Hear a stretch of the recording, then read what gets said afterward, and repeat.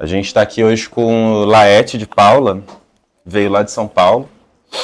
Ele é psicanalista, mestre em psicologia clínica pela PUC São Paulo. Ele é membro do Instituto Vox de pesquisa e formação em psicanálise. O Laerte atua como docente em atividades de formação e transmissão da psicanálise e pesquisa os temas como literatura, erotismo e efeitos analíticos. Ele é autor de O Vento, a Chama, publicado em 2019 pela editora 106, e A Casca do Tempo Nascente, que a gente está com alguns aqui, e eu acho que foi sua última publicação, né, Laerte? Sim. E é muito massa, extremamente recomendável, acho que a conversa hoje vai tocar bastante no tema do livro, né? Foi publicado em 2022. Aí só para lembrar a gente do nosso tema de hoje, que é das condições de sedução de qualquer análise possível, tá? Vamos embora. Vamos começar. Bom dia, gente. Então, primeiro, agradeço a vinda de todos, a presença, o convite do pessoal da Dobra, um espaço que eu estou conhecendo aos poucos, desde que me foi apresentado pela Gabriela e pela Isabel. Aliás, agradeço as duas por terem me cutucado aí a pensar em falar do tema da pesquisa em outros espaços fora de São Paulo, que é um prazer, assim, né, conhecer gente nova e trocar novas reflexões. Acho que pro que me passaram aqui, né, para tentar estruturar um pouquinho por onde eu pretendo levar minha fala hoje.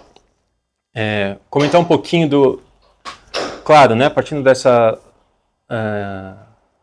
nota, né, de que o tema da sedução é um amadurecimento que já vem de uma pesquisa em curso, de um livro publicado, de alguns trabalhos, atividades relacionados ao tema.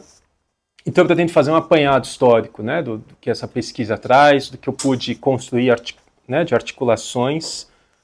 Acho que já é importante que saibam que eu estou aqui falando apesar de estar em interlocução com um monte de gente, tem algo que é de uma formulação em nome próprio, então eu estou propondo articular a sedução dessa forma, e vamos ver se isso se sustenta também para vocês, mas gostaria muito de ouvir as impressões que vocês ficam, né, depois de me escutar.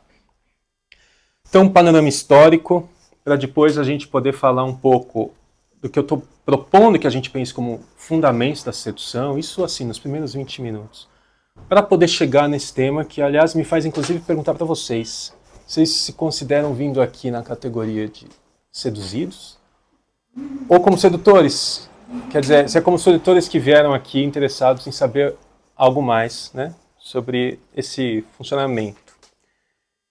E no final eu prometo que eu vou dizer para vocês um segredo sobre o desejo. Acho que vai ter um espaço, inclusive, depois para a gente conversar, né? Uhum. Então, para mim, eu estava até contando isso depois, antes, né, com o Romano, chegar no tema da sedução me surpreendeu, assim, eu não estava procurando essa palavra, ela não é exatamente um conceito nem filosófico, nem psicanalítico, embora a gente possa se referir a ela como se fosse muito evidente, assim, o que isso quer dizer, né? Para quem me acompanha um tempo, talvez já estejam exaustos de ouvir falar disso, mas para quem está chegando agora, acho importante articular.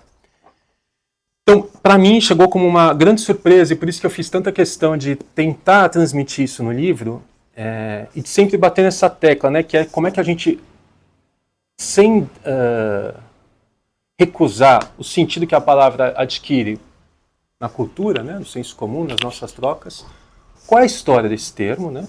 O que a gente pode aprender com isso? Qual é a história das transformações que esse termo sofreu, né, ao longo da história? E o que a gente pode pensar com isso, que é tentando levar isso para como é que isso aparece na clínica, né? Como é que a gente pode se servir disso? Uma das recomendações que eu mais ouvi nos primeiros anos da minha formação é cuidado com a sedução na clínica. Eu estou propondo desmontar isso por completo para a gente pensar, não que não suscite cuidados, mas de que modo a gente pode escutar essa recomendação, vamos dizer, e o que mais a gente pode fazer com isso para além de ficar se defendendo, né, e tomando cuidados. Então, para organizar um pouco historicamente, né, a sedução como uma palavra que vem do latim, então uma língua que tem aí uma história de 3.000, 4.000 anos, que na sua origem, pelo menos nos registros que se tem notícia, queria dizer, antes de mais nada, uma palavra destituída de qualquer conotação moral, qualquer conotação, inclusive erótica, queria dizer afastar-se, separar-se, né, desviar-se de um caminho. Está presente no livro Metamorfoses, do Ovídio, está presente em diversos poemas. Né. Conduzir dividindo foi uma palavra que um tradutor do latim da USP me propôs assim. Conduzir dividindo, não é um nome lindo isso? A gente pensar inclusive na clínica, né? O que pode ter de aproximação, vamos dizer, nessa fronteira entre trazer a palavra do campo analítico sem perder de vista o que ela traz de bagagem histórica, filosófica, artística, né? Então, conduzir dividindo. Durante os primeiros séculos de uso dessa palavra, a sedução tinha essa conotação, né? Uma ação. Afastar, distância, né? A noção de distância. Produzir uma distância. Quer dizer, é só depois de alguns séculos, com mudanças que a gente precisa considerar o que elas têm de contexto histórico, político, né? Quer dizer, com o predomínio aí da influência da Igreja Católica, né? Dos filósofos moralistas, Santo Agostinho, Tertuliano, Clemente de Alexandria, autores que talvez hoje sejam muito pouco conhecidos, mas que passaram a dar um tratamento. No livro Cidade de Deus, por exemplo, não sei se alguém já leu aqui, mas eu me aventurei a ler um pouquinho. A palavra sedução é citada assim centenas de vezes, em todos os idiomas. Todos não sei, porque eu não li todas as traduções, mas francês, espanhol, inglês, português. Em que se pega a sedução, que é um livro que foi escrito no latim, né? Na hora de traduzir para esses respectivos idiomas, a conotação que é dada para a sedução passa a ser de mentira, traição, manipulação, enganar. A gente ainda é herdeiro dessa concepção, né? Tem algo aí que sobrevive até os dias de hoje, foi ganhando, a partir desse tratamento, então, uma conotação moral, principalmente com a ideia de que a sedução seria uma voz ou uma influência que visaria afastar o homem do caminho do bem, ou no caminho da virtude, ou da conexão com Deus, conduzindo, né, o sujeito seduzido à ruína, à vergonha, à desonra. Está um pouco ali na... É que não é usada essa palavra porque foi escrito inclusive no grego, né, mas na Odisseia. Não sei se já leram a Odisseia, mas no famoso capítulo das sereias, aliás, tem uma história lindíssima ali, inclusive porque ela é objeto de muitas leituras distintas, mas a advertência que é feita pela Circe, a feiticeira, a Ulisses é: aquele que der ouvido à voz das sereias não mais verá sua família e seus filhos. Aquele que se desviar do caminho, né, do objetivo, da missão, que é também um objetivo grupal, né, tem uma fidelidade ao coletivo, diante do qual a sedução viria a produzir uma tentação, né, quer dizer, tirar o sujeito do caminho do grupo, do caminho da lei, do caminho da polis. Vou voltar na história da sereia, mas para não perder essa associação, a significação que vai sendo dada a isso é de uma desonra. Se você quiser ter acesso a um bem indevido, a uma vantagem, a um prazer que não te é permitido, você vai encontrar a ruína. Então, digamos que esse é o grande tratamento moral que é dado do século IV até os nossos tempos, de uma certa forma. A gente ainda pode brincar com o que tem aí de prazeroso, de ganho a ser obtido, mas essa é a educação que a gente recebe. Eu, pelo menos, recebi os perigos em volta da sedução. Então, para além desse tratamento moral, que é também, vamos dizer, o tratamento cultural desses últimos 2000 anos, a gente vai ter, com o passar do tempo, e para além da influência da igreja, a sedução entrando no campo jurídico. Então, né, no século XIII, XIV, XV, a sedução passa, inclusive, a servir de nome para um crime. Crime de rapto de sedução. Não sei se já ouviram falar, mas a sedução passa a constar em códigos penais, em manuais jurídicos. Aquele que seduzir, por exemplo, uma moça solteira ou viúva que está sob os cuidados ou sob a autoridade de um pai chefe de família, digamos, está incorrendo no crime de rapto e de sedução. E pode ser punido com a morte, com exílio, com uma indenização. Não é que toda sedução foi criminalizada, mas foi o nome dado para um tipo de crime, né? E que até uma década, 2 décadas atrás, constava no nosso Código Penal, o crime de sedução. Eu encontrei na pesquisa a escrita do livro, essa história que no fim vira anedótica, né? Que é que nos anos 30, se não me engano, Frank Sinatra foi preso pelo crime de sedução. Se vocês derem um Google aí, vocês vão achar a foto do Frank Sinatra molecão, com aquele negócio da data ali, né? Na delegacia. E na ficha dele, com as digitais, está ali o nome do crime, sedução. Como é que se deu a história? Pelo menos é a narrativa que chegou e, se na verdade, é bem contada. E que seria sedução não só ter relações sexuais com uma menor de idade, então, no Código Penal brasileiro, seria com uma moça de 14 a 18 anos, que depois ganha o nome de estupro, deve ter outras nomeações hoje em dia. Mas constava também na legislação americana que seria você prometer casamento em troca de benefícios, de favores sexuais a uma mulher. Então você estaria induzindo a mulher ao erro, prometendo uma vantagem e depois deixando-a em desonra. Então o sujeito que promete casamento para dormir com a mulher e depois a abandona e deixa ela aos cuidados ou da família ou abandonada. Então essa seria uma forma de proteger a mulher desse tipo de humilhação e de garantir a ela algum tipo de estabilidade, mas que marca um certo lugar social para a mulher e um lugar social para o homem, né? Também tem essa noção de quem é que está em condições ou não está em condições de lidar com as promessas de encanto, né? Das delícias do amor.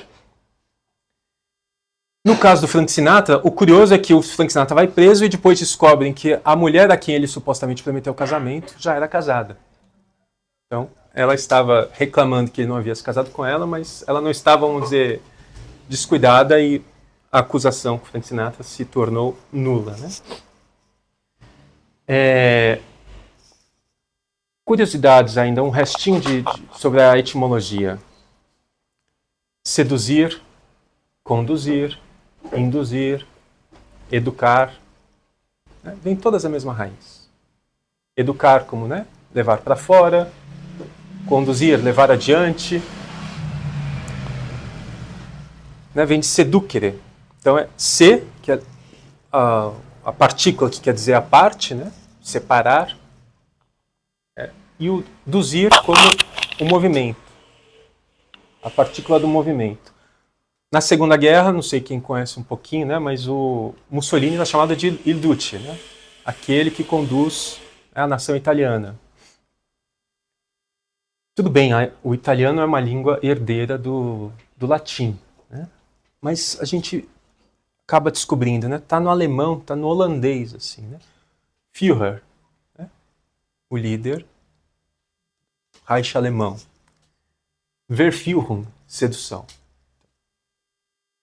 Tem uma questão em torno do poder de decidir por um movimento. Acho que isso participa, né, um pouquinho. Com relação ao mito das sereias, acho que a história do Ulisses, pelo menos que está na Odisseia, é uma história muito conhecida, né? Quer dizer, eles em busca de uma missão dentro de um navio, né? De uma embarcação, tendo que passar por uma série de provações para, a partir da Guerra de Ítaca, poderem voltar para casa. Não, a Guerra de Troia, para poderem voltar para Ítaca. E vão passando por uma série de desafios. As sereias figuram nessa história como aquelas que, a partir de um canto, e as interpretações seguintes são muito enriquecedoras, né? É incrível como até hoje as pessoas vão interpretando e acrescentando sentidos, de que a voz delas faria apelo a um prazer fora do mundo, faria um apelo alguma coisa que estaria fora da lei, ou faria um apelo a alguma coisa que diz respeito, né, aos segredos do desejo. Certamente as sereias como sinônimo dos perigos do feminino, né, ficaram mitificadas por isso. Somente posteriormente, quer dizer, à medida que os novos filósofos, poetas iam narrando as histórias, é que a gente passa a associar sereias com, também, para além do que elas diziam, ou do que elas cantavam, de que elas teriam um apelo de uma beleza física, que seria irresistível também aos homens. Mas não era esse o apelo inicial, né? De todo modo, na história original, Ulisses, por ter sido advertido, combina de passar cera nos ouvidos dos argonautas, né? Argonautas é a outra versão. Mas enfim, dos seus companheiros lá de embarcação. Ou seja, se vocês se fizerem surdos ao canto, vocês estarão protegidos. De modo a não poder, né, se expor ao risco, né, de dar ouvidos. Então vamos já pensando que a sedução tem a ver com esse dar ouvidos ou não dar ouvidos a alguma coisa. E Ulisses, que recebe como uma espécie de privilégio excepcional, assim, se você quiser ouvir, Ulisses, você pode ouvir, mas peça para os seus colegas te amarrarem ao mastro. Então, para além de você se fazer surdo à sedução, você pode se fixar a um mastro que te proteja e não te deixe sair do lugar onde você está. É isso que vai ser recuperado, né? No século XX, vamos dizer que é essa dimensão de que a sedução produz movimento.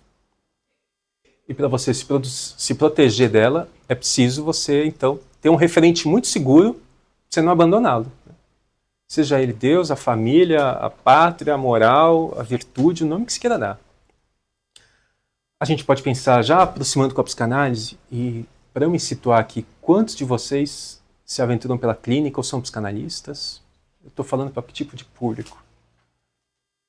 Para até se saber se não é muito estranho, né? O vocabulário, as articulações.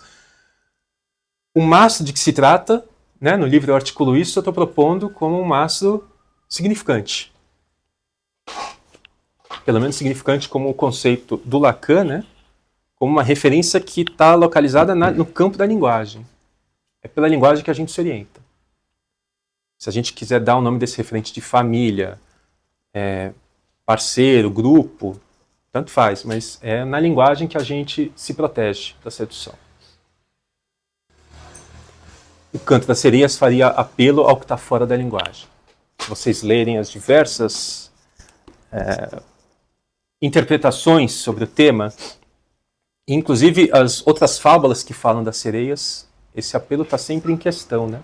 De que ordem que é a mensagem delas. Nossa, eu me perdi. As sereias. Então, se fazer surdo ou se amarrar ao mastro. Muito bem, nessa história, a astúcia de Ulisses é muito bem sucedida. Para nosso infortúnio, é muito bem sucedida, então a gente não teria muito mais o que dizer. Mas há uma versão escrita, uns 4 séculos depois da Odisseia, que se chama Jasão e os Argonautas, né, se não me engano. Também não sei o quanto leram, mas há uns 2, 3 anos foi publicado a edição traduzida para o português. Não sei se pela perspectiva.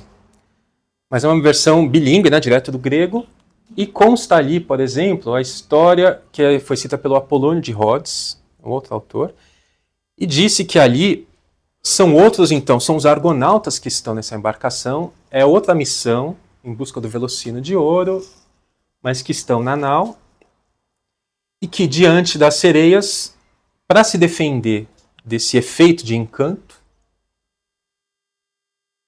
a proposta usada é de que o Orfeu, que está na embarcação, que é um exímio músico, pega um instrumento exótico dele ali, e ele produz um contracanto mais belo, mais maravilhoso do que o canto das sereias.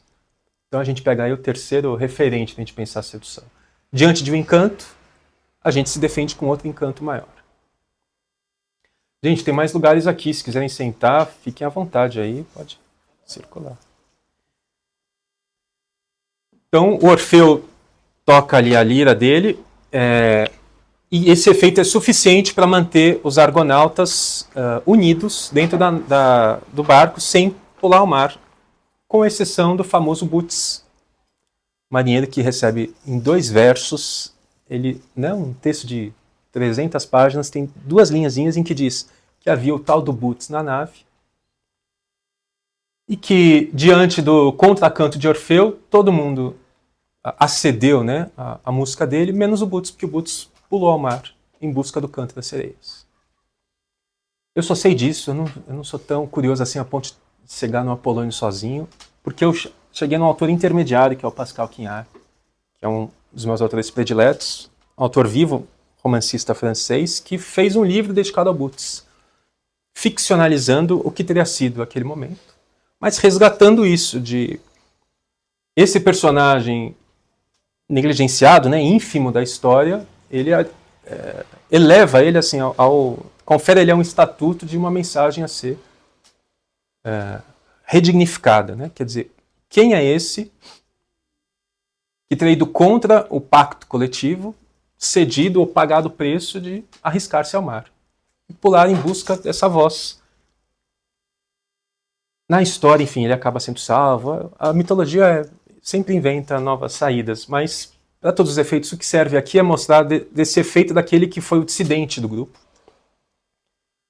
para já ir apontando aqui o que pode ter, para a gente pensar de antissocial, né? O efeito da sedução, e o quanto que o discurso cultural, de alguma forma, tenta proteger o grupo desses efeitos, né? A sedução, então, como a mensagem do estrangeiro, a mensagem do inimigo, a mensagem dos desvairados, dos fora da lei. A sedução pode muito bem ficar associada a isso, né? Cuidado, vocês vão se arruinar, vocês vão se dar mal, vocês vão pro lado do mal, do pecado.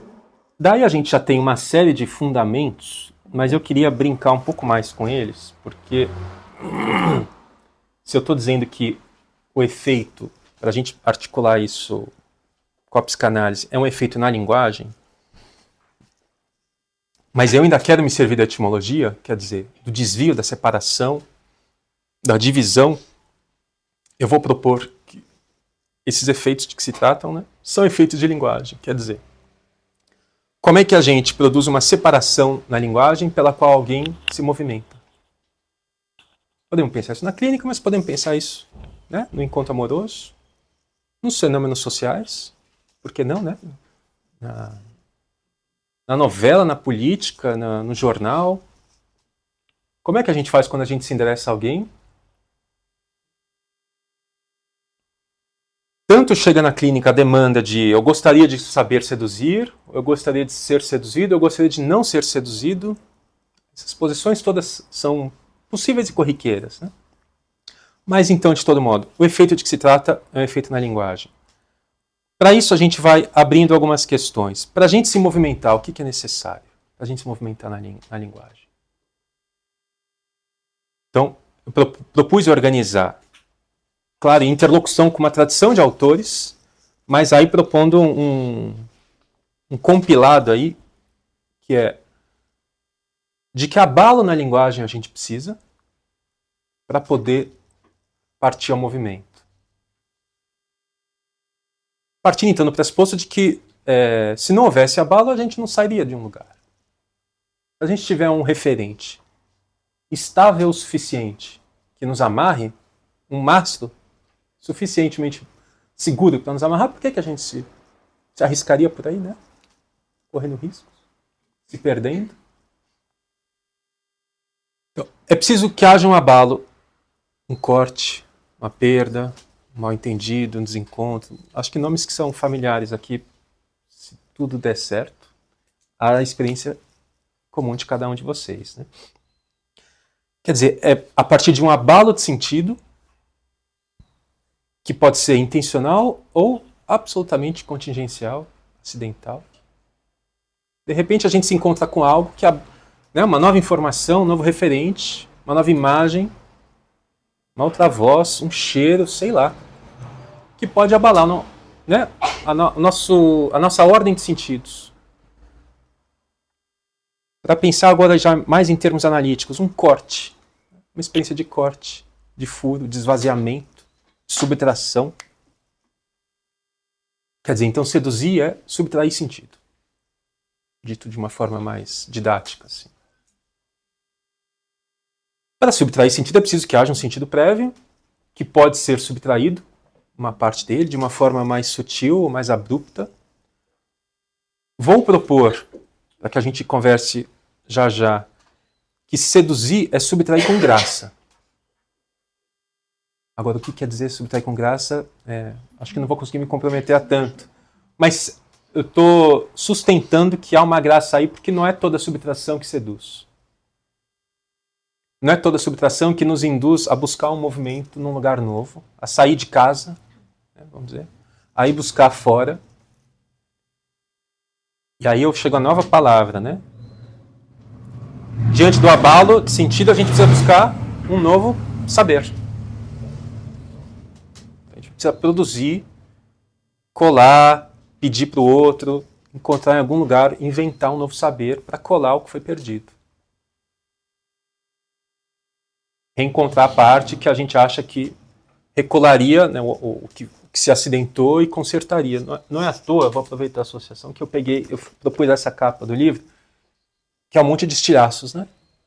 Um monte de fragmentos de objetos que nos fariam supor, né, na minha pretensão, eu propus isso para os leitores, mas eu fui objeto dessa curiosidade, que é qual que era o todo do qual esses fragmentos são parte. A gente faz isso automaticamente, né? Como neuróticos.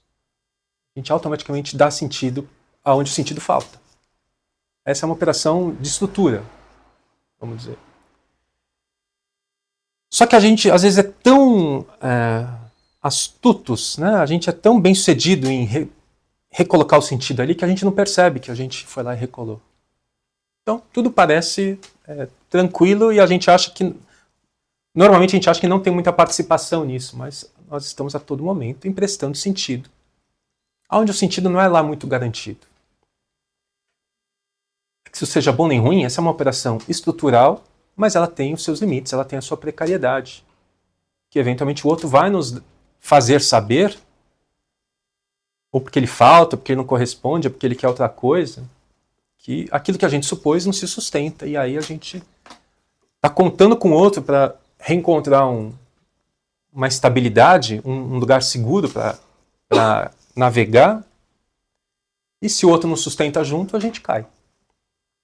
Quer dizer, qual é o abalo de sentido? Né? Mais uma vez. A partir daí, a gente pode articular, porque isso valeria para os mitos em torno da sedução, para as diversas histórias, né, que a gente herdou da tradição ocidental, por onde, inclusive, o mito bíblico, né? O que a serpente diz para Eva? Se você comer da maçã proibida, você vai ter acesso ao fruto do conhecimento. Você vai ter acesso ao saber divino. Se eu prometo para vocês o acesso ao saber divino, eu estou dizendo a vocês que tem um saber que falta a vocês. Na essência, essa é uma operação de sedução. Olha, existe um saber que te falta. O que automaticamente faria vocês questionarem, bom, e aonde eu busco esse saber? Claro, não é qualquer saber que eu posso querer dar atenção, vou achar importante o suficiente para eu me mobilizar por ele. Então, qual saber é esse? Qual abalo de sentido cativa cada um? Como é que estamos de tempo? Nossa, passa rápido, né? O André Breton, um dos organizadores ali do movimento surrealista, ele escreve um livro chamado Do Amor Louco. O Amor Louco, né? O Amor Louco. E ele traz uma frase que é a frase mais digna para a gente figurar aqui, que é para pensar a sedução, né? É como se eu tivesse me perdido de mim mesmo e de repente eu encontrasse com alguém que carrega notícias de mim. Então olha só, mais um elemento para a sedução. O saber sobre mim pode estar em alguém. Então, não é que ele está só em algum lugar, né? Mas ele está em um outro. Pode deter alguma coisa que me diz respeito. por aí a gente já vai tendo notícias de qual saber faz apelo a cada um. Quem carrega saber sobre vocês? Um saber que vocês não saibam. Porque também é disso que se trata, né? É de uma experiência de furo no sentido, né? De abalo no sentido, mas é também do que a gente supõe, por isso que não existe sedução. Que não conte com o movimento do seduzido de dar sentido, de supor, de ter esperança de sentido. De reencontrar alguma parte sobre si, né? Saber de si. O Dom Juan, quando vai falar, por exemplo, com uma das personagens ali que ele seduz, tem a versão do teatro, tem a versão do Molière, né? Do Molière também é teatro, eu acho. Mas enfim, tem duas versões diferentes. Tem o do Mozart. E ele diz assim, bom, você é uma mulher muito mais especial demais para ficar aqui nessa vida de camponesa. Percebe como ele está fazendo apelo a uma parte do que ela poderia ser, daquilo que combina com ela, mas que ela não acessa naquele momento. Como se ele estivesse dizendo, eu vejo a parte de você. Eu sei de um saber sobre você que você não sabe.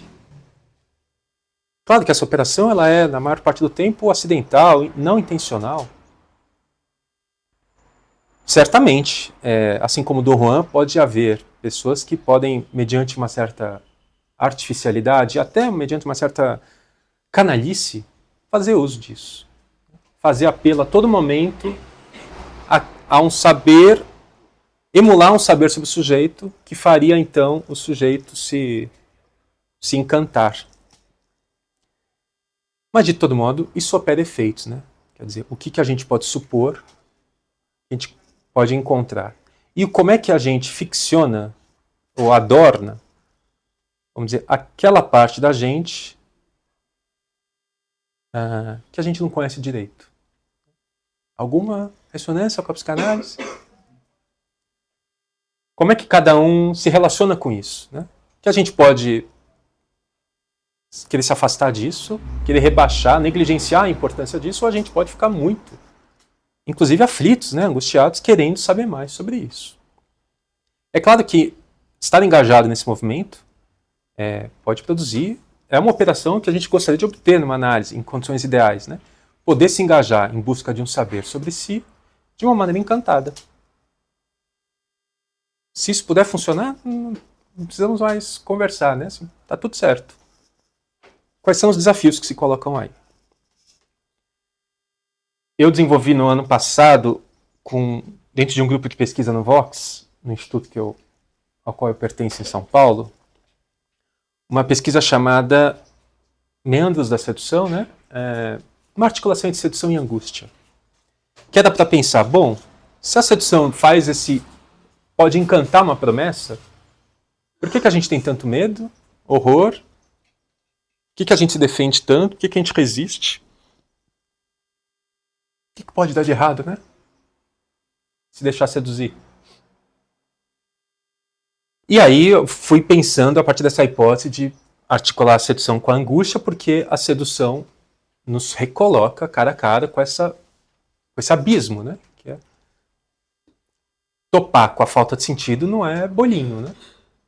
Não é uma operação tão garantida. A gente não é tão aberto quanto a gente gostaria de se dizer, né? Assim, tão aberto ao novo, ao não sabido, né? Ao incerto, à aventura. Então, é óbvio que tem um certo apelo, não sei se romântico, mas pode haver uma aventura, né? Em busca de um novo saber, mas tem o seu risco. Pode ser que o que eu encontre ali seja uma... Aliás, a gente vai encontrar, né? Vamos ao spoiler. Então, existe um tempo familiar que vai ser abalado. Então eu estou chamando esse segundo tempo de um tempo de corte. A partir do tempo de corte, a gente pode passar o tempo da promessa. Nome só para organizar essa separação lógica, né? Promessas de sentido, promessas de recolar o que eu perdi, ou de encontrar o que eu nunca achei. E que o outro pode encarnar, né? O outro que vai ocupar, então, essa função sedutora. Para chegar no tempo seguinte, seria o tempo da decepção. Eu sempre vou topar com algum limite. Qualquer novo sentido que eu colocar, não vai ser suficiente. Vai deixar alguma coisa de fora. Que é, a gente vai pensar isso com Lacan, né? Aquilo que continua causando desejo. Uma parte inevitável da estrutura inacabada da linguagem que não cola o referente. O que uma coisa quer dizer? O que um sentido quer dizer? A gente tenta fazer as pazes com, assim, deixar quieto uma coisa que está mal ajambrada, mas é sempre possível dar novos sentidos. O sentido é infinito. Agora, como é que a gente se cura também um pouco da nossa doença, né, semantofílica, de precisar a todo momento restituir o sentido de tudo que não, de todo lugar onde o sentido vacila. É claro que quando o sentido vacila, e aí isso dialoga com a angústia, é porque o que está em jogo é que lugar que eu ocupo para o outro. Quem sou eu mesmo? O que eu tenho de valor? Eu tenho valor? Quem é que vai me reassegurar? Se eu ainda sou amável, estou fazendo direito, sou querido pelo grupo. Claro, a gente pode ficar mais ou menos precários diante dessas incertezas, mas eventualmente a gente fica muito carentes, né, muito vulneráveis, muito suscetíveis a buscar uma confirmação numa figura que eu suponha. E aí, vamos dizer, eu como seduzido, dependendo da minha precariedade, eu posso ser uma pessoa, vamos dizer, muito seduzível, a ponto de ficar supondo que qualquer um sabe sobre mim grandes coisas. A gente sabe que essa pode ser uma operação neurótica, né? Assim como pode ser uma operação infantil. A criança é mais seduzível justamente por isso. Que ela ainda não construiu, né, um repertório suficiente para ter certas precauções e colocar limites. A poder não supor que o outro sabe tanto assim de mim. Né? A criança está numa posição mais desamparada aí. Mas para a gente chegar aí, né, de poder avançar um pouco, é aí que a gente pode recuar, né, diante dessa angústia de eu quero colar logo aquilo que eu perdi. Eu preciso colar logo. Como é que a gente vai colar aquilo que perde? Tem um nome muito básico que é o oposto da sedução. É a compreensão. Compreender como oposto de seduzir. Né? Se eu compreender, eu apazigo, colei de volta. Gente, é óbvio, é necessário também em função, operação estrutural. Estou colocando isso aqui, como é que a gente joga com compreensão e sedução? Com subtração de sentido e contornar um sentido novamente. A gente precisa fazer esses dois jogos. Agora, é diferente você fazer isso numa troca como hoje, embora na troca como hoje seria bom mesclar bem compreensão com sedução. Que não é só de compreensão que se trata, né? Numa atividade como a de hoje. Mas no campo amoroso, no campo social, no campo do nosso trabalho, na clínica, como é que a gente joga com compreensão e com subtração? Que efeitos que a gente colhe com cada uma dessas duas operações? Se a gente compreende, vamos dizer, compreender é encontrar o mastro, né? Encontrou o mastro. Tá tudo certo. Para o movimento. Mais uns 5 minutinhos para passar para troca? 5, 10 minutinhos eu termino. Para resgatar algo também um pouco da pesquisa da origem do termo sedução, eu propus, já que os autores grifaram tanto a ideia de movimento,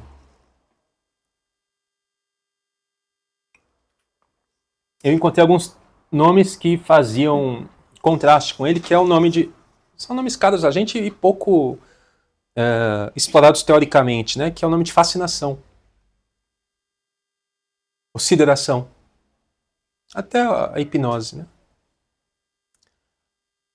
Nomes com os quais facilmente a sedução pode ser confundida. Ela às vezes é confundida.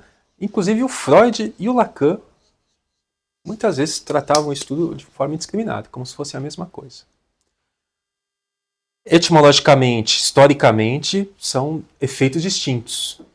Tem contextos distintos, mas para o nosso uso aqui, sideração ou fascinação seriam efeitos de paralisia.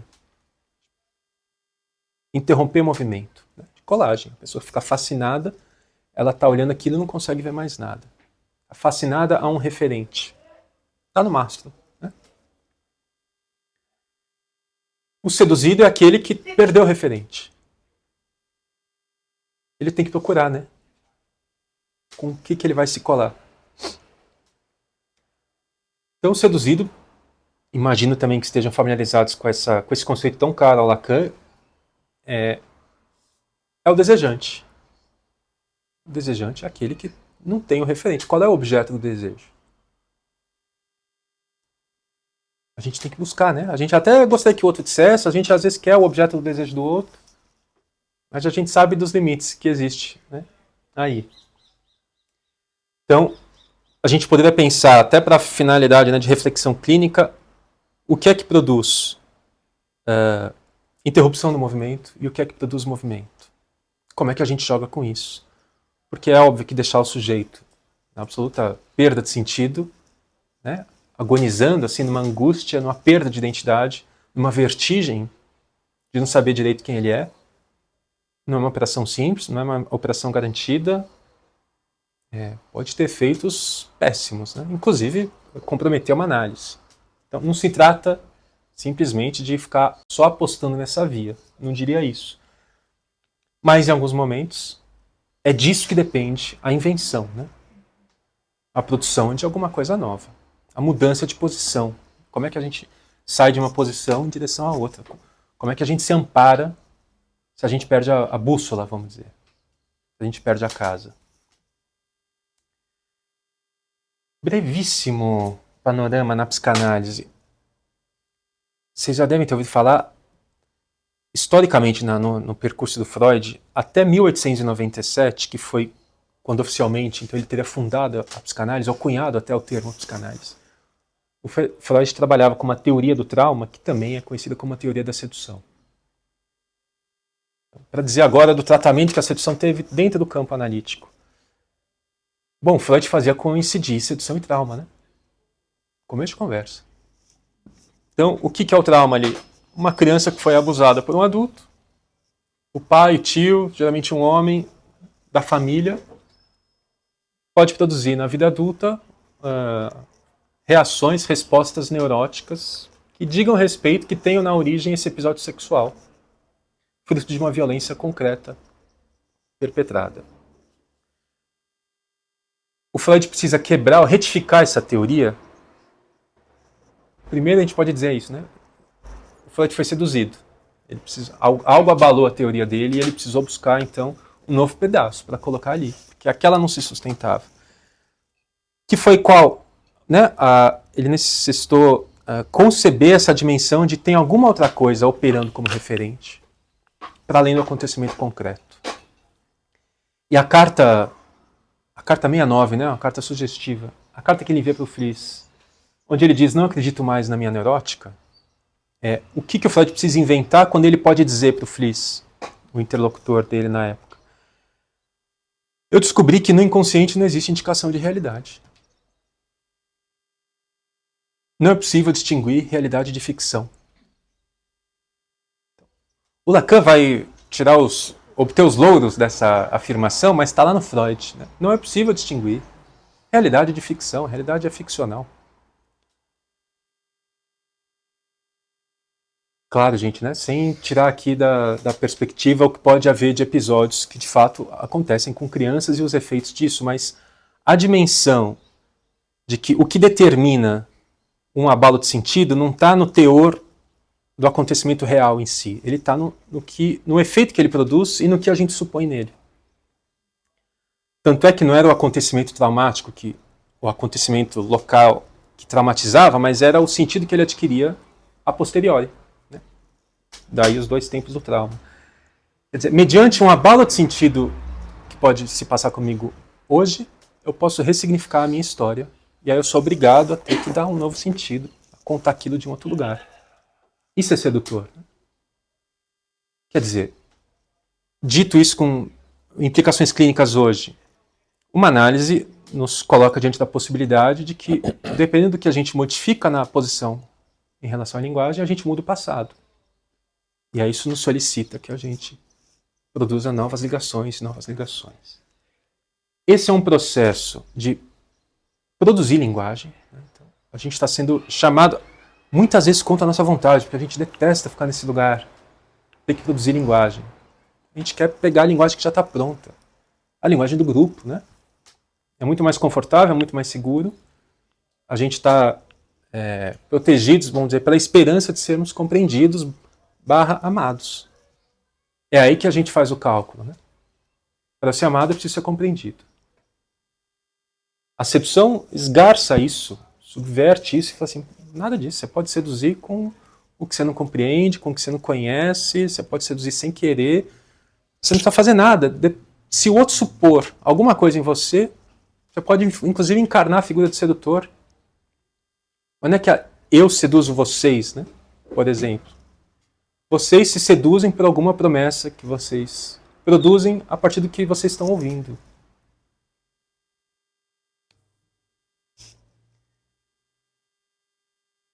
Será que a gente consegue conversar? Eu vou propor mais 2 falas e já debatemos. Então, quer dizer, se eu disse que um dos tempos da sedução é a decepção, e é um tempo estrutural, como é que a gente escapa ou vai para além disso? Porque se eu disser que no fim de toda sedução existe uma decepção inevitável, no campo amoroso ou na experiência analítica, por exemplo, então, em nome de quê, né? A gente vai se expor, gastar um tempão, gastar uma grana, né? Pagar com o próprio corpo, pagar com a própria angústia. Se no final só tem decepção, é de resignação que se trata? De forma alguma, né? Quer dizer, para além da decepção, o que a gente faz com a constatação de que o que quer que a gente encontre no caminho do movimento não vai se tratar de recolar o sentido suposto. Não vai se tratar de satisfazer a primeira promessa. A sedução é de uma certa forma desvelar, e acho que eu proporia trabalhar com essa frase que eu preparei para hoje, que seria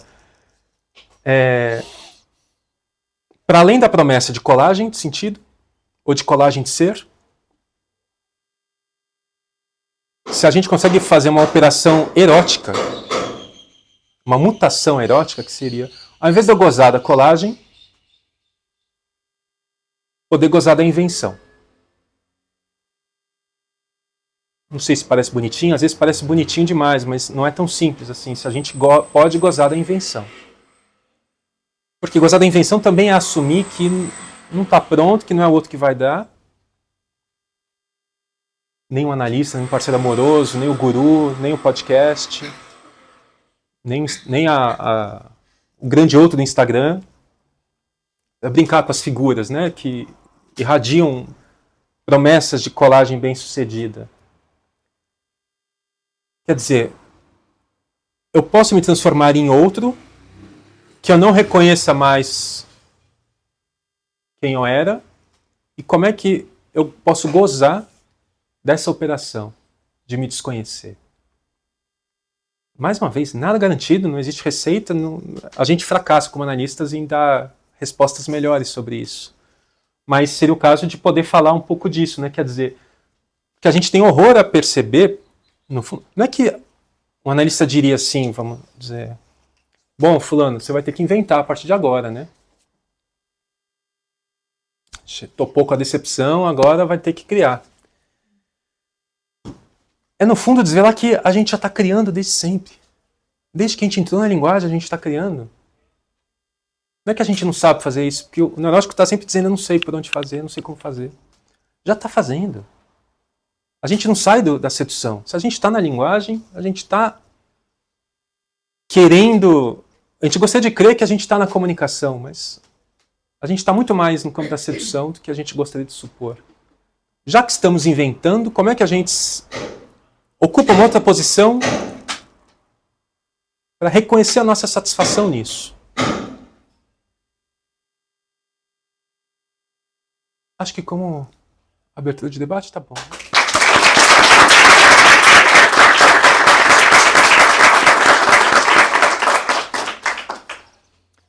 A gente vai abrir para um debate. Eu queria só aproveitar, se vocês me permitirem, deixar uma questão. Talvez 2. Eu achei interessante essa... Eu não sei se dá para colocar como uma certa oposição que você traz aqui pra gente, da sedução e da compreensão, e que a gente pode passear por aí. E eu fiquei me perguntando em que posição que fica a interpretação aí. Sim.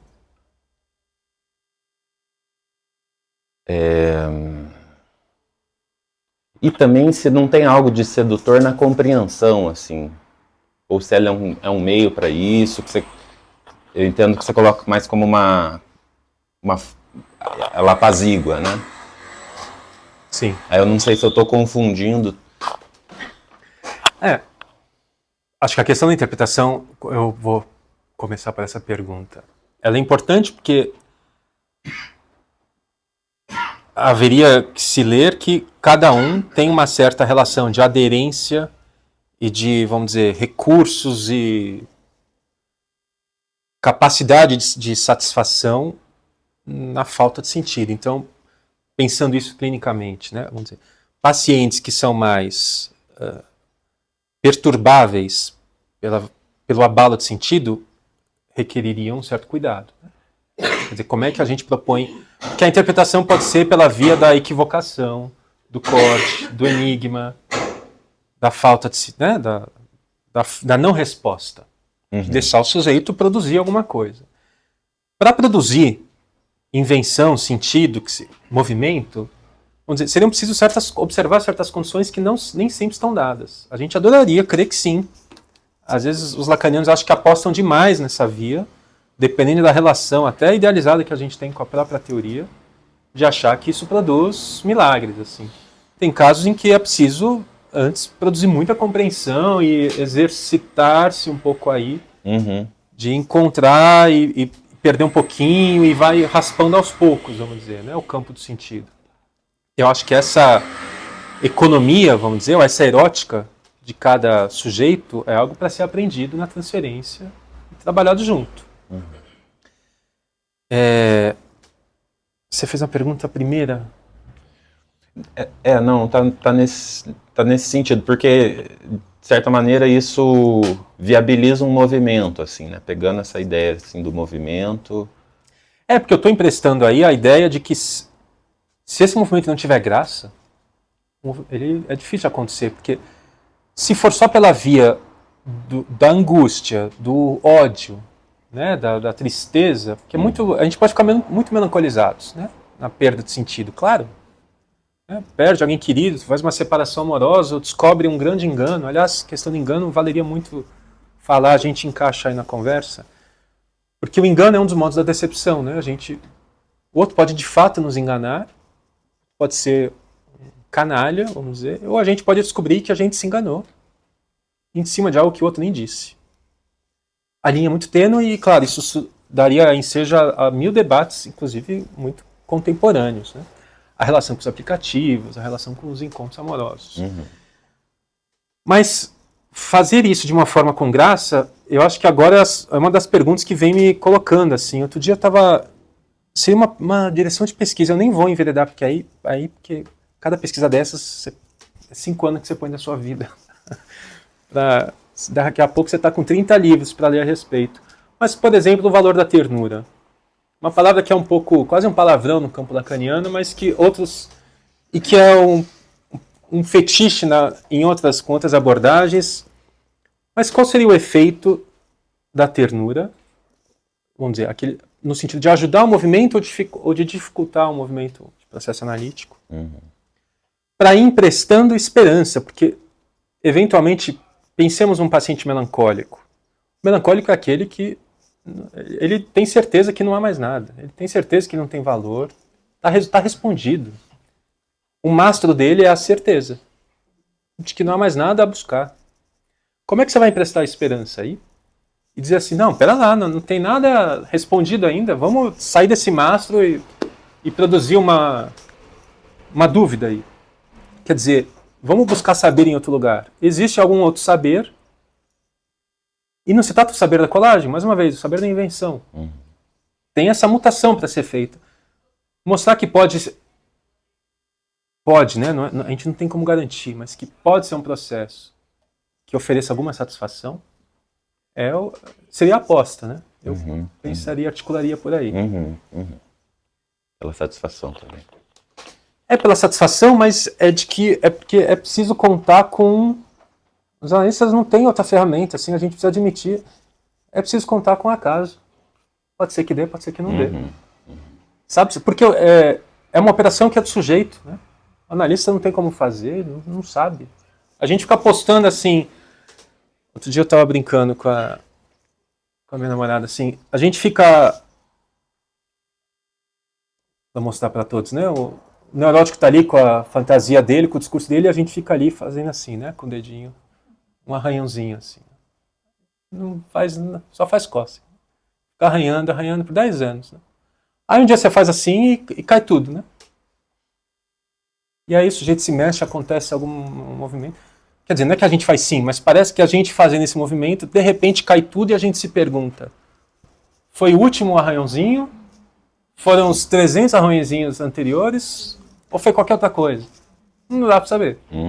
Mas é de que tem esse erro, essa falta de sincronia, né, essa impossibilidade, que a gente está apostando que tem algo que às vezes o sujeito, às vezes precisa de um outro tempo, que a gente não tem como ler assim, como traduzir, mas pelo qual ele pode sustentar um outro gesto, né, diante da angústia. Como é que você pensa que essa sedução ocorreu, assim, não sei se ontologicamente, mas em algum momento teve essa ideia de trazer o Ulisses para a ideia da sedução? Quando é que você ocorreu isso? A bentologia me ensinou, eu conheço muito pouco, né, menos do que eu gostaria, ou menos do que o tema mereceria, mas o que ela me ensinou foi que ao ir lendo pedaços dessa história, e com a psicanálise isso também acontece, né? A gente fica sabendo de uma história por um mediador.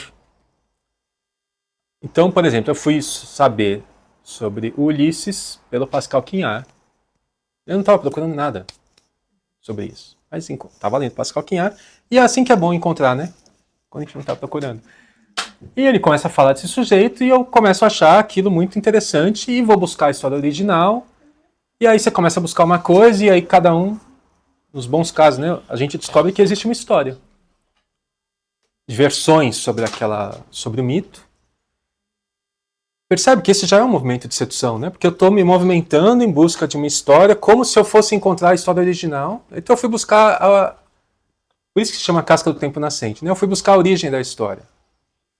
Quer dizer, eu supus que ia buscar a origem, eu descobri que não tem origem nenhuma, e eu brinquei de ficcionalizar a origem e brincar a todo momento com essa alternância de papéis, que também tem isso, né? Daí um pouco a brincadeira com vocês no início. Sedutor e seduzido é uma fronteira que a gente pode borrar muito facilmente, e a gente acha que está num papel, de repente está no outro, de repente está no outro. E em vários momentos eu me via, claro, muito capturado, muito seduzido, em movimento, em busca da história, querendo contar para os outros, então querendo passar adiante esse efeito, que é um efeito de contágio, né? Podemos pensar o seduzido, vários autores vão dizer isso, né? O sedutor, ele já é um seduzido de uma outra história que está passando adiante o efeito. O próprio Freud brincava disso, né? A trilha do vídeo vai ficar muito inventiva, única. De que, por exemplo, muitas histórias de abuso entre crianças se davam porque a criança já havia sido contagiada por algum outro adulto e a sedução ou essas cenas vai passando. Tem alguma coisa também que se passa na linguagem que é desse contágio, né? De repente alguém escuta e passa adiante, fala, e alguém escuta. E o que passa aí, né? É um pedaço de saber ou é um pedaço de vazio? Então, estou associando um pouquinho a partir da sua pergunta, Isabel, mas a mitologia me levou um pouco por esse passeio, até eu descobri que o próprio processo de pesquisa meu orientador falava muito isso na PUC, o Manuel Berlink, o falecido Manuel Berlink, que foi onde eu descobri o tema, né? Eu estava pesquisando o fenômeno erótico da transferência ou na transferência. Eu fiquei intrigado com o que é esse efeito de poder escutar, dar ouvidos, né? Eu falei no começo. Curioso, porque anos depois, sem saber, eu vou reencontrar no Ulisses o dar ouvidos, os perigos de dar ouvidos. Que pode ser sem volta, né? Vamos dizer, você produzir um novo sentido, te desloca. E aí esse efeito experimentado, eu acho que de uma certa forma ele é dito ali, e a própria forma como se conta do mito, cada novo autor que comenta o mito transforma o mito, até que, por exemplo, as sereias que originalmente eram metade humanas, metade pássaros, passam a ser metade mulheres, metade sereias, né? Metade peixe. Então, que transforma. Aonde se deu isso aí? Eu fui tentar buscar a origem. Então, para além do que tem de lúdico aí, percebem que tem uma dimensão que é jogo, assim, pouco importa a origem. Eu queria buscar a origem. Mas no meio do caminho eu vi que tem um jogo em que importa menos a origem e mais como é que eu continuo brincando. De achar um novo livro ou uma nova história. A literatura faz bem com isso, né? É um bom uso. As artes, enfim, é possível você trazer esse aspecto do lúdico do Fordá, né? Do jogo do carretel, do presença e ausência do Freud. Você trouxe como um aviso, né? Que se escuta no início. E com cuidado com a sedução. Aí essa imagem do Ulisses não coloca cera no ouvido, mas está preso no mastro. Escuta o canto da sereia, mas está preso. No início eu pensei que seria uma boa metáfora para o analista. Depois falou do compreender, eu mudei um pouco o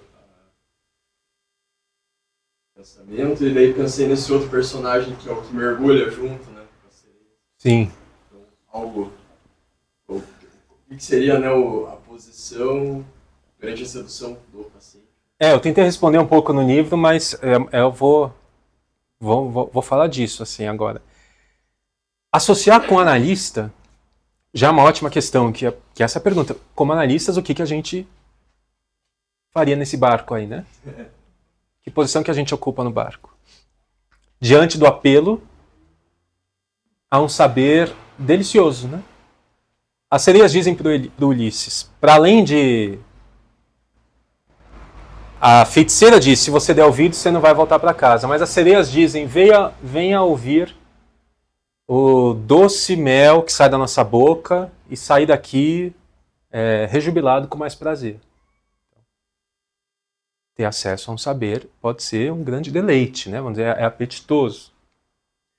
O que o analista diz aí, né? Por isso que eu estou tentando, e aí é por minha conta, né, fazer esse avanço, essa sugestão de avanço, que é como é que a gente substitui a promessa de colagem, porque é esperado que o analista esteja divertido. Ele tem que estar divertido e ter feito, né, incansáveis vezes a experiência de se encontrar com furo no saber, ou com o impossível, com a falta, os nomes que a gente dá, né? E fazer alguma outra coisa para além de ficar ressentido, né? O melancólico. Mas a primeira experiência é a melancólica. A primeira experiência da descoberta, né? Do impossível, vamos dizer. Isso pode ser dito pela Melanie Klein ou pode ser dito pelo Lacan, pela Colette Soler, que vão dizer disso. Né? É melancólica, é entristecedora. Agora, para além dessa leitura trágica, como ir além disso? Né? E poder, eu estou propondo então, pensar qual é a satisfação para quem não quer, ou para quem não depende necessariamente da colagem. Então, se não é em nome de colar um saber perdido, pleno, total, haveria satisfação possível em brincar com o inacabamento? Em extrair mais desse lúdico, que é de topar o jogo com o ficcional. Né? Com o ficcional e com o fato de que nós não estamos na posição, que a gente gostaria de estar na posição egóica de dominar o movimento. Né? Eu quero saber... Ontem eu estava brincando, eu compartilho, eu vou tirando... O algoritmo vai me mandando uns lixos das redes de ofertas de colagem de saber, né? Em São Paulo a gente vê muito nos posts a mãe fulana do tarô, o vô não sei das quantas, que detém o saber da colagem, né? A amarração definitiva. Tá aí, a promessa de amarração na cultura. E o aplicativo veio me mandar assim que era um aplicativo chamado aplicativo da esquerda, Left App. Venha namorar com quem pensa igual a você. Tá aí, assim. É perfeito antídoto contra a sedução. Se quiser, tá aí. Tem a promessa. Paga-se um preço e recolhe-se uma satisfação aí. Mas é o contrário da sedução. O Quignard faz um pouco essa pergunta de até onde é possível ir numa análise com relação... Dá para pular do barco? De qual pedaço a gente não abre mão para seguir vivendo? E tem uma pergunta que é uma pergunta absolutamente de fórum íntimo, né? Tem saberes que se a gente perde, ou tem laços que se a gente perde, a vida perde valor. Pode perder o valor. Não dá para calcular, né? Aonde está isso para cada um, se é que alguém está organizado desse modo, mas eu, por exemplo, estudo vários casos de pessoas que ou se suicidam, ou enlouquecem, os artistas que piram depois de um desencontro amoroso. A Camille Claudel, o Nerval, a Marguerite Duras, várias histórias, a Annie Ernaux, que fala muito disso, a gente, sei lá, deve vir um monte aí. De alguns efeitos daquilo que também está no campo do único, né? Então a gente gostaria de crer assim, bom, tudo bem, você perdeu isso aqui, mas você pode inventar outro. É bonito isso, mas tem alguma coisa que é única. A gente também tem que se haver com o fato de que a invenção tem seus limites e às vezes a gente depende do outro para inventar. Do outro com quem a gente faz jogo. Não é algo que a gente simplesmente... Não é só uma operação da vontade, né? Basta você querer. A gente poderia fazer isso uma mensagem de autoajuda, né? Basta você querer inventar-se a si mesmo. Às vezes, dependendo do tipo de abalo que um e não outro, né? Um outro faz na nossa língua, a gente produz efeitos mirabolantes, criativos, né? Inventivos, que dependendo da relação com uma outra pessoa, isso nos produz. Como seria possível produzir uma separação que movimente? Qual abalo seria possível fazer essa separação? E eu pensei em algo que eu estou estudando e vai tratar da revolta e da revolução. Me veio muito essa questão da revolta, o momento da revolta. E aí eu estou falando talvez em termos sociais, assim, momento da insurreição, o momento da revolta. E pelo que eu estudei, pelo que eu li, o momento da revolta seria um momento assim que as pessoas ocupam as ruas, em que o tempo alcança outro valor, o tempo fica suspenso. E eu encontrei um teórico, o Razan, que ele fala assim, o momento mais foda da revolta é quando as palavras perdem o sentido, as palavras suspendem o sentido. Você está na rua, esse momento de insurreição, esse momento de ruptura. E poderia ou não gerar uma revolução, no sentido de que poderia ou não gerar algo novo, eu entendo. Sim. Né? Mas às vezes pode ser justamente um entrave para gerar algo novo. A revolta pode desmanchar tudo que foi construído. Como normalmente acontece. Exatamente. Né? Os revolucionários vão achar um problema na revolta. Porque a revolta não se vale do que foi construído justamente. Eu fiquei pensando nisso, assim, não sei se está dando para acompanhar. Tá. Nesse momento de revolta, nesse momento de ruptura, como um momento de talvez de uma, não sei nem se é de promessa, né, mas é de corte. E aí fiquei pensando também no que se fala hoje da esquerda melancólica, dos revolucionários, né, decepcionados, da própria revolução perdendo sentido, o sentido que tinha, né, como horizonte. A revolução já não é um horizonte, a revolução é, sei lá, ou direita, Sim. Ou retrocesso, enfim. Então, pensando nesse sentido, assim, parece que a gente deixa de se encantar com a revolução, e se isso, em alguma medida, não é um deixar de se encantar com o novo e de poder apostar na insegurança. Também um ponto que me atravessou e me lembrou muito o texto do Bate-se numa criança, ou Uma Criança Espancada, do Freud, onde essa sedução também pode ser quando é seduzido por essa coisa da raiva, do ódio. Quando essas coisas que levam sempre, tensionam esses limites, também é o ponto de sedução. Que aí pode ser a questão da revolução, do tipo, ao mesmo tempo que se seduz por isso, é também o ponto onde tensiona a raiva, a tristeza, a melancolia, o ódio, esses sentimentos que são contrastes ali, nesse lugar. E não necessariamente a sedução por algo que instiga ou que leva, mas é meio que o canto da sereia, que vai chamando para algo que, sei lá, pode ser uma morte ou algo do gênero. Vocês me fizeram lembrar, e adorei essa construção, que é, eu digo no texto sobre sedução e angústia, que é assim, o seduzido é aquele que consente em não ser por enquanto. O que é não ser por enquanto? Né? Tem uma janela de tempo, logicamente, vamos dizer, na qual a gente suporta não ser. Por quanto tempo a gente suporta não ser? Não é indeterminado.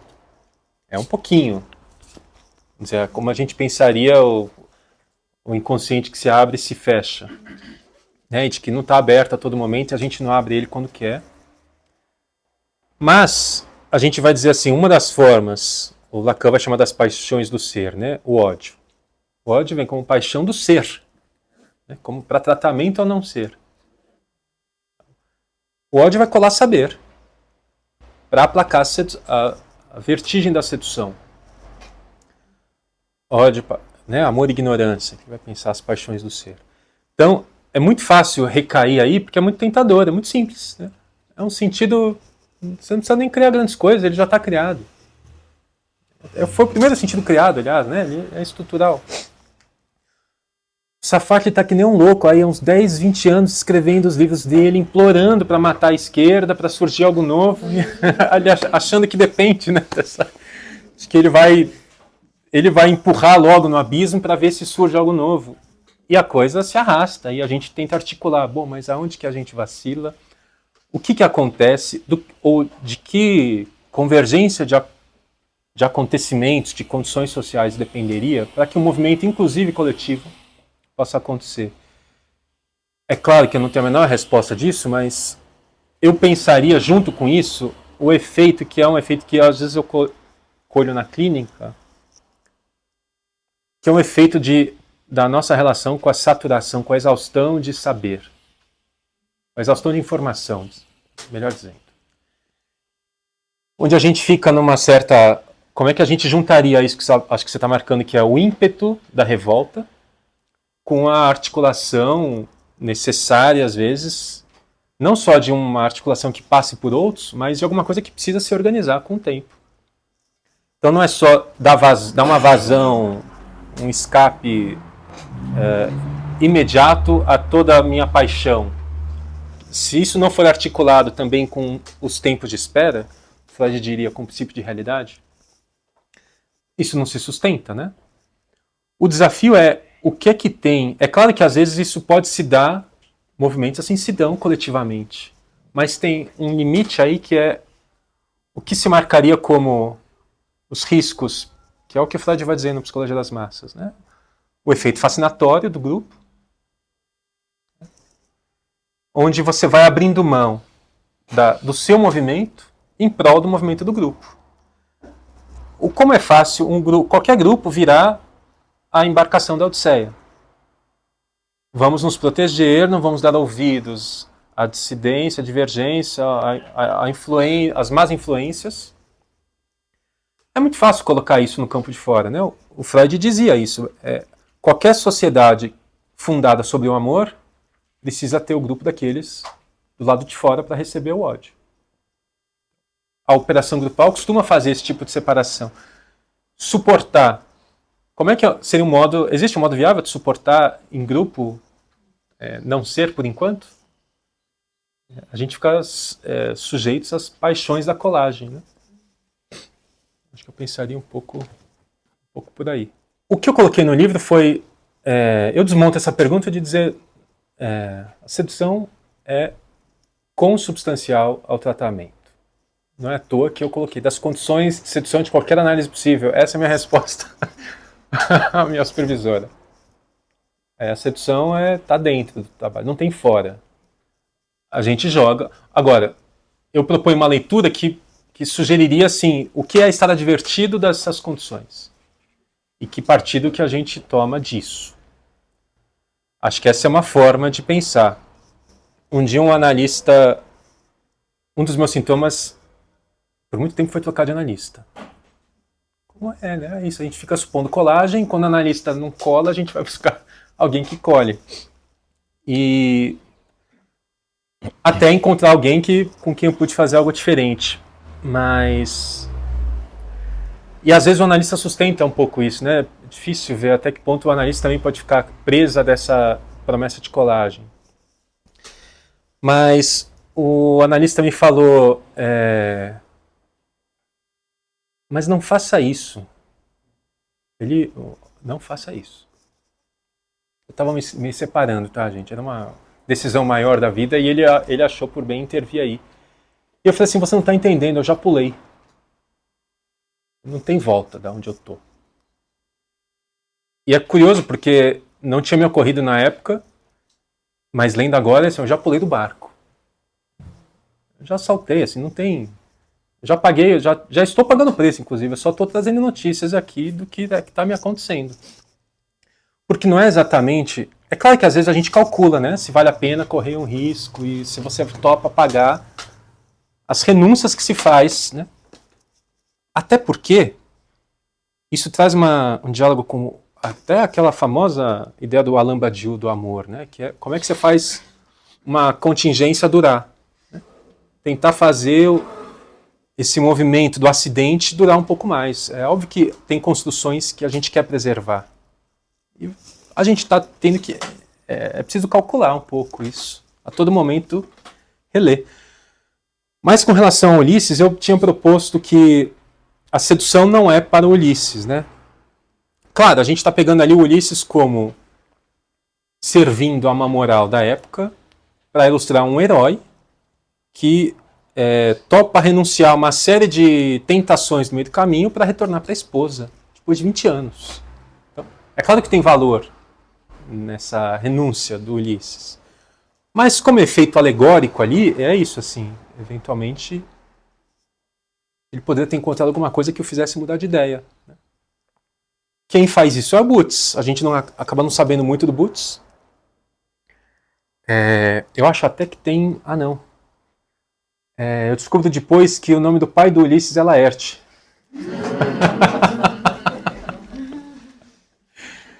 Associações aí que vem, mas... Ah, então? Não, mas eu fui descobrir no meio do caminho só. Olha só a origem aí, né? Em busca das origens. Mas tem um pouco essa possibilidade, né? De que, claro, ali é um produto de uma ficção, de alguém que está exposto às tentações e que consegue construir um truque. É quase como se ele trapaceasse no jogo, mas isso é uma astúcia que pode ser... E tem vários comentadores, né, no século XX que elogiam Ulisses. E o Adorno, o Kafka, o Blanchot trucidam o Ulisses, né? Eles falam assim, o Ulisses é um covarde. O Ulisses é um perfeito burguês acomodado que, para não correr os riscos, ele se amarra na poltrona confortável dele para não querer saber dos encantos que estão fora da casa dele. As duas morais são possíveis? Cada um lê como pode. Mas eu adoraria conversar com esse leitor aí. Acho que a gente vai encaminhando para o final. Obrigado. Que segredo? Vocês acreditaram? Quem investiu aí essa promessa, né?